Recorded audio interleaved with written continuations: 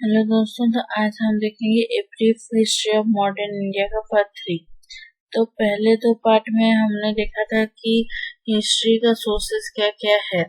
तो first part में देखा था जैसे कि ये सब है, और उसमें से मेनली ये तीन था: आर्चिव्स, आर्किटेक्चर और लिटरेरी वर्क्स। लिटरेरी वर्क्स में क्या क्या आता है? मेमोइर्स, बायोग्राफी, ट्रैवल अकाउंट्स और रिसर्च फिक्शन। तो ये तीन थे मेन, और इसको छोड़ के थे ओरल ट्रेडिशन और पेंटिंग्स। तो ये हमें मिड 18th सेंचुरी से मिड 20th सेंचुरी के बीच में मिलता है। और हमने देखा था आर्चिवल मटेरियल्स। आर्चिवल मटेरियल्स में कौन कौन से टाइप के आर्चिवल मटेरियल्स हैं और कौन से सोर्सेस से मिलते हैं।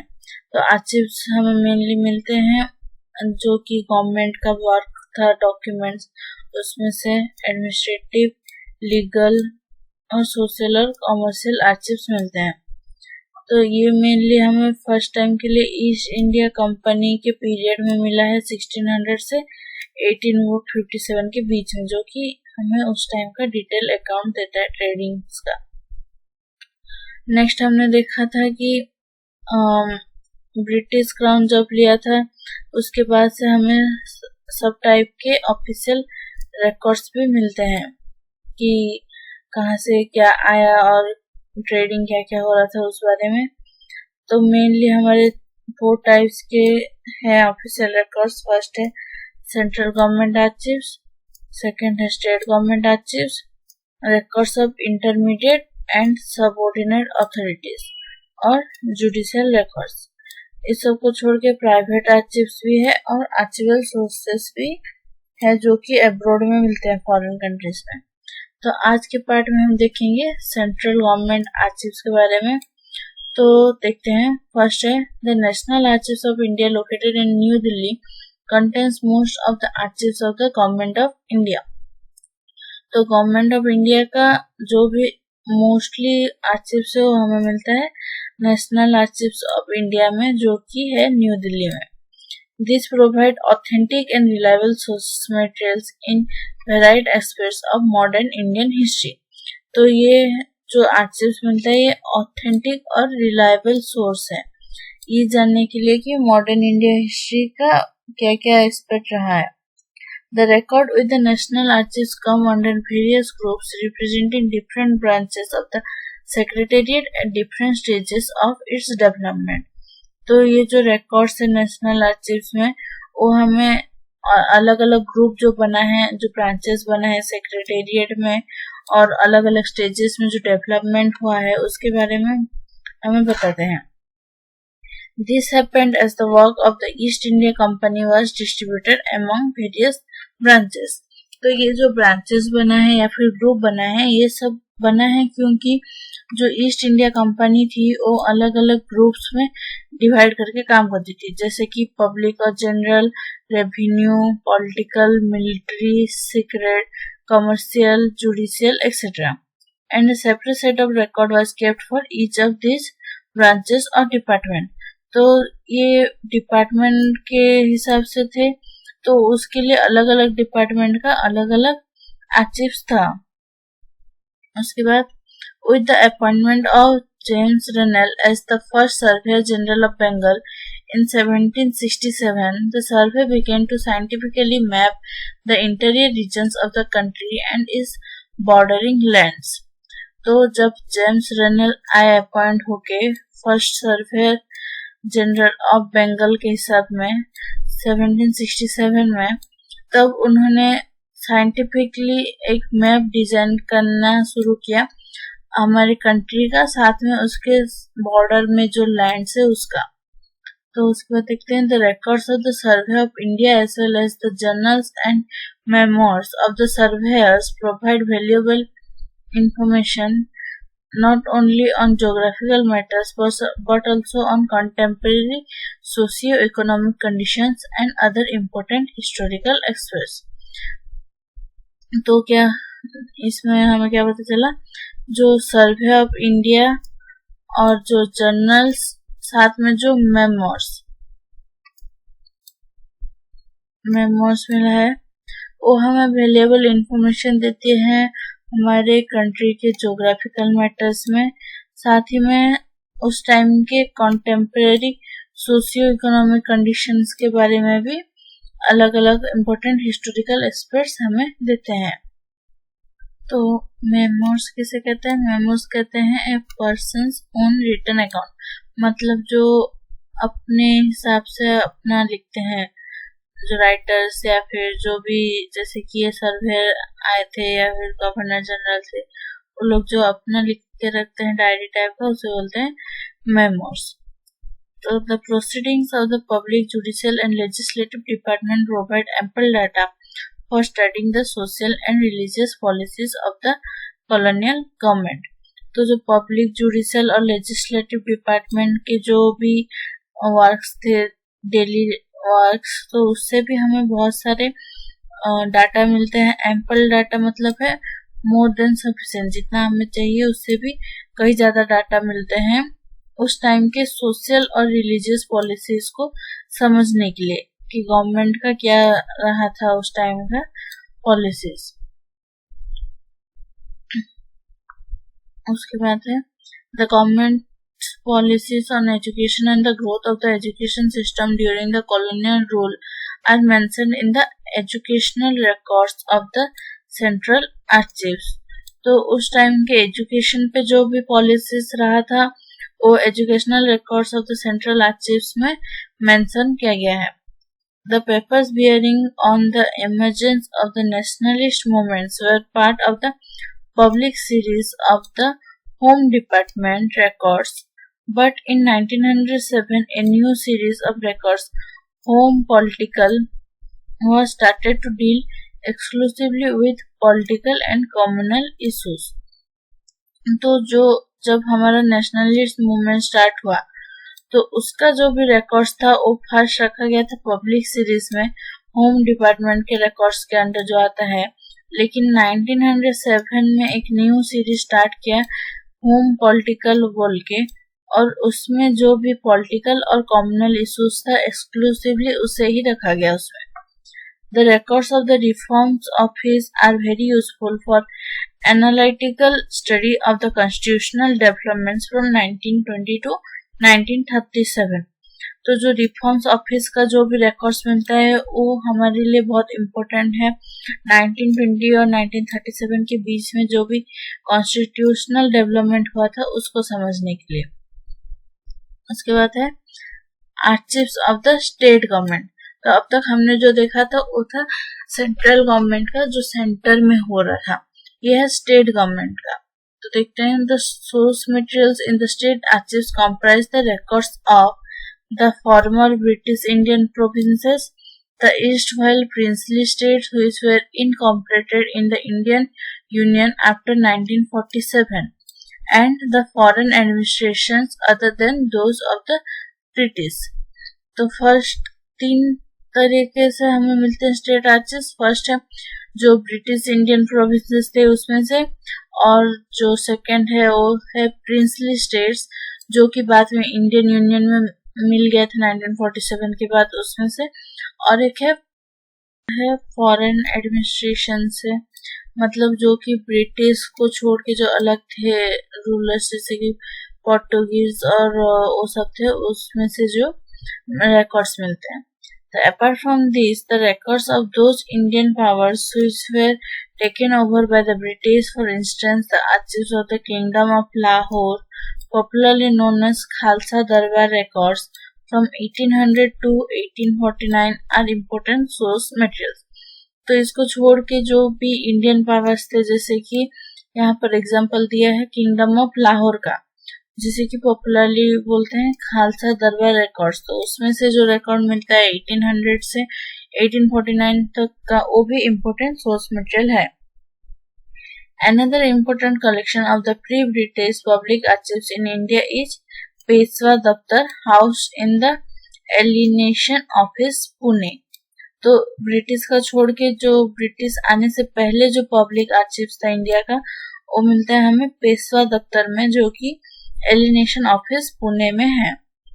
it from the most valuable single source for the study of Maratha history for a period of about a century before the fall of the Peishwas. तो ये सबसे इम्पोर्टेंट और वैल्यूएबल सिंगल सोर्स है जिसमें से कि हम मराठा के बारे में जान सकते हैं, मराठा हिस्ट्री के बारे में जान सकते हैं, उनके पीरियड के बारे में जान सकते हैं, उनके फॉल से पहले पेशवास जब ब्रिटिश आने के बाद पेशवा लोग का एंड हो गया उससे पहले. For studying the history of princely states of Rajasthan, viz. Jaipur, Bikaner, Jodhpur, Udaipur, etc., the archives of these states, now housed in the Rajasthan State Archives of Bikaner, are valuable. तो princely state Rajasthan के बारे में जैसे कि जयपुर है, बीकानेर है, जोधपुर है, उदयपुर है, ऐसे अलग अलग स्टेट जो है उसके बारे में जानने के लिए यहाँ का आर्चिव है राजस्थान स्टेट आर्चिव्स ऑफ बीकानेर में है, जो कि बहुत ही इम्पोर्टेंट है यहाँ के हिस्ट्री के बारे में जानने के लिए. उसके बाद है similarly the history of Dogra rule from 1846 in Jammu and Kashmir can be studied in the valuable collection of state papers housed at Jammu. तो हिस्ट्री जम्मू एंड कश्मीर में डोगरा रूल था, उसके हिस्ट्री के बारे में जानने के लिए हमें मिलता है स्टेट पेपर्स में इंफॉर्मेशन जो कि अभी जम्मू में है. तो उसके बाद the other significant archives of the princely state are those of Gwalior, Indore, Bhopal and Rewa, all in Madhya Pradesh. Travancore and Cochin in Kerala, Mysore in Karnataka and Kolhapur in Maharashtra. तो जो अलग आर्चिव मटेरियल्स है वो मिलता है हमें, जैसे कि मध्य प्रदेश का हमें मिलता है ग्वालियर, इंदौर, भोपाल, रेवा, सब जो हमें मध्य प्रदेश में मिलता है. ट्रावेनकोर और कोचीन का केरला में और मैसूर का कर्नाटका में एंड कोल्हापुर का महाराष्ट्र में मिलता है. तो ये था स्टेट गवर्नमेंट का आर्चिव्स के बारे में. अब देखते हैं आर्चिव्स ऑफ द 3 प्रेसिडेंसीज. फर्स्ट है the early records of Fort Williams Bengal Presidency were lost during the sack of Calcutta in 1756, but the archives of the Bengal Presidency of the British victory at Plassey have survived more or less in a complete series, which are partly available in the National Archives of India and partly in the State Archives of the West Bengal. तो first है early records of port Williams जो कि है Bengal presidency में. वो तो ज्यादातर उसका डिस्ट्रॉय हो गया था सैक ऑफ कलकत्ता में 1756 में, पर उसमें से जो ब्रिटिश का विक्ट्री था प्लेसी में, जो बैटल ऑफ प्लेसी था उसमें ब्रिटिश जीते थे, उसका कंप्लीट सीरीज है अभी तक अवेलेबल है. उसका आधा है नेशनल आर्चिव्स ऑफ इंडिया में और आधा है स्टेट आर्चिव्स ऑफ वेस्ट बंगाल में, पर ज्यादातर वो पूरा हमें मिल सकता है. उसके बाद है the records of the Madras presidency begin from AD 1670 and include records of the governor and council of Fort Saint George. उसके बाद आता है मद्रास प्रेसिडेंसी का. इसका रिकॉर्ड्स हमें मिलता है AD 1670 से, जिसमें कि गवर्नर और काउंसिल का रिकॉर्ड्स मिलता है हमें फोर्ट सेंट जॉर्ज में. उसके बाद है in this record there is plenty of information bearing on the rise of the English East India Company as a political power in the South and the Deccan, including the Anglo-French struggle and the English conflicts with other Indian powers. तो इन सब records में से हमें जानने को मिलता है कि ईस्ट इंडिया कंपनी कैसे एक पॉलिटिकल पावर के रूप में इमर्ज हुई साउथ इंडिया और डेक्कन में, और इसमें हमें एंग्लो फ्रेंच स्ट्रगल के बारे में भी जानने को मिलता है और English conflicts with other Indian power भी हम देख सकते हैं. The archives of Bombay presidency housed in Maharashtra secretariat record office Mumbai are extremely useful in studying the history of western India, Maharashtra, Gujarat, Sindh and the Kannada speaking district of the erstwhile Bombay presidency, which were incorporated in Mysore in 1956. तो Bombay presidency का जो archive है वो हमें मिलता है Maharashtra secretariat record office Mumbai में, जो कि हमें बहुत ही यूजफुल है वेस्टर्न इंडिया के हिस्ट्री के बारे में जानने के लिए। वेस्टर्न इंडिया में क्या आता है? महाराष्ट्र, गुजरात, सिंध और Kannada speaking districts of eastern Bombay presidency, जिसे कि मैसूर में मिला दिया गया था 1956 में। तो ये था 3 प्रेसिडेंसी हमारा। फर्स्ट प्रेसिडेंसी है हमारा यहाँ पर बंगाल प्रेसिडेंसी। ये बहुत इम्पोर्टेंट है। 3 प्रेसिडेंसी हम किसी किसे बोलते हैं। फर्स्ट है बंगाल प्रेसिडेंसी, सेकंड है मद्रास प्रेसिडेंसी और थर्ड है हमारा मुंबई प्रेसिडेंसी। तो ये हमें याद रखने की बहुत अच्छे से जरूरत है। उसके बाद हम देखते हैं archives of the European powers.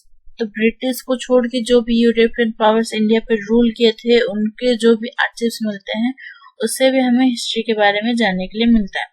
First है the archives related to the Portuguese preserved in Goa, mainly belonging to the period from 1700 to 1900, are valuable for the history of Portuguese possessions in India. तो इसका first example है Portuguese का जो भी record हमें मिलते हैं वो गोवा में मिलता है, प्रिजर्व करके रखा गया है। और ये बहुत इम्पोर्टेंट है क्योंकि ये 1700 से लेके 1900 तक का जो भी पोर्टुगीज पोजीशन था इंडिया में, उसको हम जान पाते हैं। उसके बाद है the orders and dispatches from Lisbon received in Goa and the responses and reports dispatched from India to Portugal constituent. तो जो भी ऑर्डर आया है या फिर डिस्पैच हुआ है, मतलब यहाँ से जो गया है लिस्बन को, उसका जो भी हमें मिलता है हिस्ट्री गोवा में मिलता है। फिर जो भी रेस्पॉन्सेस या फिर रिपोर्ट्स गया है पोर्टुगल को इंडिया के जो भी रिपोर्ट्स हैं, तो वो भी the most significant historical materials among the Portuguese archives. तो ये है बहुत ही इम्पोर्टेंट है पोर्टुगीज के आर्चीव्स में। उसके बाद है the Dutch records of Cochin and Malabar in Madras record office and those of Chinsura in the state archives of West Bengal. तो डच का जो रिकॉर्ड है वो हमें मिलता है कोचीन और मालाबार में मद्रास रिकॉर्ड ऑफिस में, और चिंसूरा का मिलता है state archives of West Bengal में। उसके बाद फ्रेंच आर्चीव्स मिलते हैं हमें Chandernagore and Pondicherry, now Puducherry, were taken to Paris by French authorities before they relinquished those settlements। तो यहाँ पर हमें पहले मिलता था, पर जब फ्रेंच हमारे ये स्टेट इंडिया छोड़ के गए तब वो अपने साथ ये सब लेके चले गए Paris. The archives of the Danish possession were also transferred to Copenhagen when the Danish sold Tranquebar and Serampore to the English East India Company in 1845। तो जो भी डेनिश पोजीशन थे वो भी कोपेनहेगन को ट्रांसफर हो गए जब डेनिश ने ट्रैंकनबार को और सेरमपोर को इंग्लिश ईस्ट इंडिया कंपनी को बेच दिया 1845 में। The remaining Danish records mainly relating to Tranquebar are now housed in Madras Record Office। तो जो ले गया वो तो ले गए वो लोग, और जो बचा है वो अभी हमारे मद्रास रिकॉर्ड ऑफिस में मिलता है। उसके बाद है judicial record. Housed in Madras Record Office, the archives of the Mayor's Court of Fort St. George, beginning from AD 1689, are the earliest available judicial archives. तो जो जुडिशियल आर्चिव्स है वो हमें मिलता है, सबसे ओल्डेस्ट है मद्रास रिकॉर्ड ऑफिस का, जो कि मद्रास रिकॉर्ड ऑफिस में है। मेयर का सेंट जॉर्ज के मेयर का कोर्ट का, जो कि 1689 से शुरू हुआ है। उसके बाद है the pre Plassey records of the mayor's court at Fort Williams have been lost, but those for the year 1757 to 73 are kept in the record office of the Calcutta High Court, along with the archives of the Supreme Court of Bengal। तो प्लासी वार से पहले जो भी record था वो तो loss हो गया है, पर मेयर के कोर्ट का जो फोर्ट विलियम्स के कोर्ट का है उसका 1757 से 1773 का जो भी रिकॉर्ड है वो हमें मिलता है record office of the Calcutta high court में और archives of the supreme court of Similarly, the records of the Mayor's Court at Bombay, established in 1728, are available in the Secretariat Record Office, which also has the custody of the archives of the Bombay Recorders Court and the Supreme Court. तो जो Bombay court के Myers का है record वो हमें मिलता है secretariat record office में 1728 से ये अवेलेबल है और इसके पास Bombay recorder's court and the supreme court के आर्चिव्स का भी apart from containing the producing and minors, this category of records contains copies of wills, probates and letter of administration which are useful for genealogical studies and for investigations. तो minutes का मतलब क्या है? Minutes are an official record of the proceeding of a board meeting or annual general meeting or any other meeting and the business transacted at the meeting. तो minutes मतलब है जो meeting में पॉइंट टू पॉइंट लिखते हैं कि ये कौन क्या बोल रहा है, फिर नेक्स्ट पॉइंट क्या है, जो भी बातचीत होता है उसे minutes एक लिख के रखते हैं, उसे बोलते हैं minutes. Probates है, probate is necessary when an estate's assets are solely in the name of deceased person. Probate है जब किसी का देहांत हो जाता है लेकिन वो जो उसका जो भी एसेट्स है वो सिर्फ उसी के नाम पे है तो उसे बोलते हैं प्रोबेट. उसके बाद है genealogical studies. Genealogical study is the study of family history. उसके बाद है रिलिंक्विश्ड, तो उसका मतलब है लेफ्ट. तो नेक्स्ट देखते हैं pertaining to the state of society and economic condition in the respective region. तो ये तो उसी से रिलेटेड था. उसके बाद देखते हैं published archives. The most significant archival publication are the parliamentary papers, which include many excerpts from the records of the East India Company and the Government of India under the Crown. तो publish archive में सबसे significant archival publication है parliamentary papers.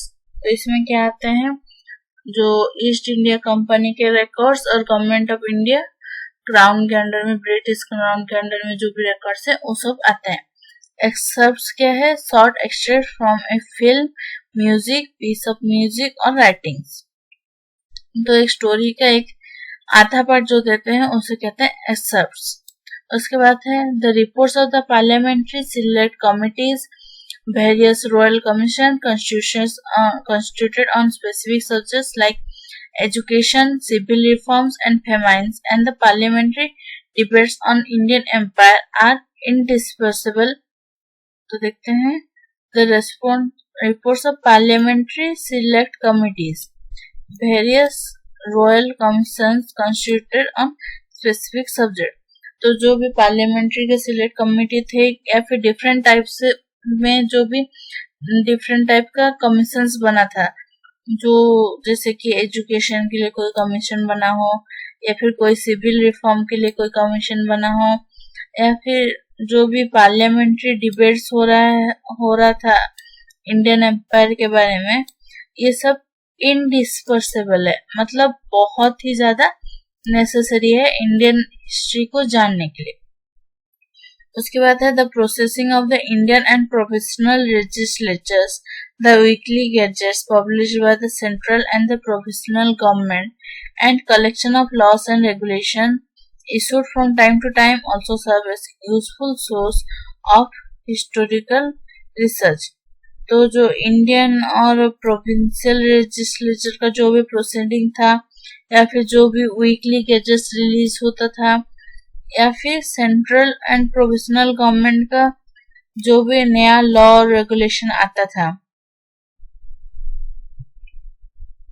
अलग अलग time पे जो भी laws and regulation introduce होता था, और हिस्टोरिकल रिसर्च में बहुत ही यूजफुल है, क्योंकि हमें इसमें से जानने को मिलता है कि उस टाइम में क्या लॉस था, अभी क्या चेंजेस हुआ है, कि उस टाइम में नेक्स्ट क्या चेंजेस हुआ, कि उस लॉ को लेके क्या कुछ प्रॉब्लम था या नहीं, उसके बारे में।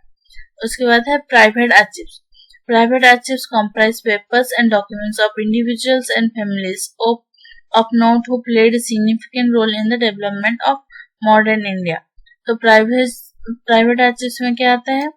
पेपर और डॉक्यूमेंट आता है इंडिविजुअल या फिर फैमिलीज का, जिन्होंने कि मॉडर्न इंडिया के डेवलपमेंट में कोई सिग्निफिकेंट काम किया है. The papers of the eminent leader of nationalist movement and the records of organization like the Indian National Congress are housed in the Nehru Memorial Museum and Library in Delhi. तो इसमें जैसे कि आते हैं nationalist movement के eminent leaders जो भी थे, या फिर ऑर्गेनाइजेशन जैसे कि इंडियन नेशनल कांग्रेस था, उसके जो भी रिकॉर्ड है उसे रखा गया है Nehru memorial museum and library, जो कि दिल्ली में है. The archives of banks, business houses and chamber of commerce are extremely helpful in the study of economic changes.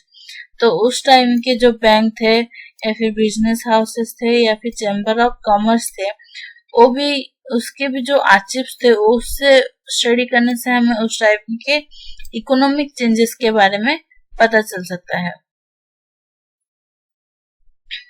तो इस वीडियो के लिए इतना ही. अगर आपको मेरा वीडियो पसंद आए तो वीडियो को लाइक करना ना भूलें, और नेक्स्ट वीडियो के लिए चैनल को सब्सक्राइब कर दीजिए और बेल आइकन को दबाना ना भूलें. Thank you.